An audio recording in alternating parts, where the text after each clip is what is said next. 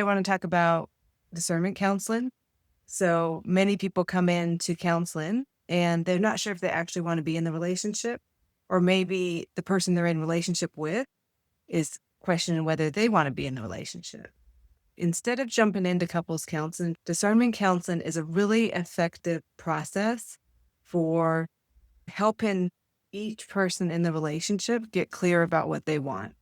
Typically, it is used for people where one partner is leaning out of the relationship and the other partner is leaning in. One partner wants to talk about divorce or separation, and the other partner wants to see if the relationship could get better. They each have a different agenda. One of the reasons I got trained as a discernment counselor is that when those couples jump right into couples counseling and one partner or both have a lot of ambivalence, the counseling doesn't work quite as much because they are not decided wholeheartedly to improve the relationship.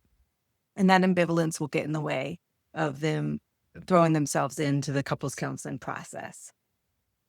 When couples come in and one partner is leaning out, one partner is leaning in, I offer them the process of discernment counseling. It is a brief process, up to 5 or 6 sessions. That can be as few as one, as many as 5 or 6.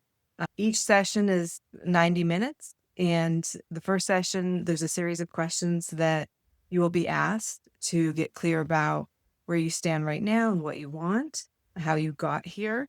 There are breakout sessions where each partner meets with me separately to get really clear about where they stand, what their role is in the relationship. We continue this process until a decision is made about what direction to go in.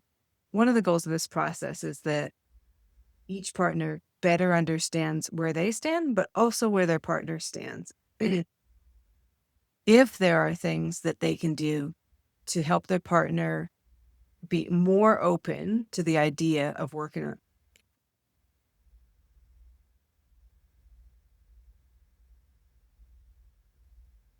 Sometimes at the end of the discernment counseling process, a couple may decide that they actually do want to work on couples counseling.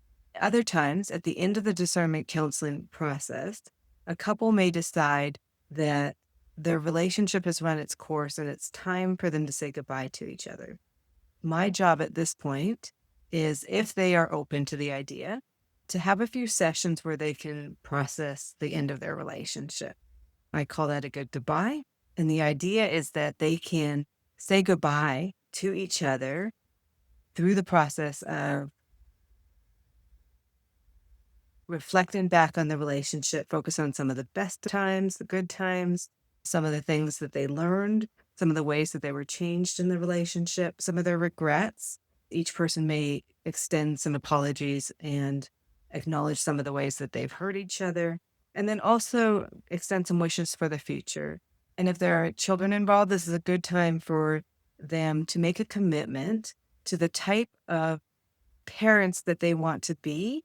And so we may talk about how to tell the kids what the kids can expect from each of them as they move through this phase, and how to navigate some of the things moving forward. Like if one partner is starting a new relationship, or expectations around introducing the kids to new partners. The other option is making no changes at all. Sometimes couples come in, go through the discernment counseling process, and it's not the right time for them to part ways, but it's also not the right time to wholeheartedly jump into working on the relationship. They choose to make no changes at this time, and that is an option. If discernment counseling sounds like it might be a useful service for your relationship at this time, reach out to my office.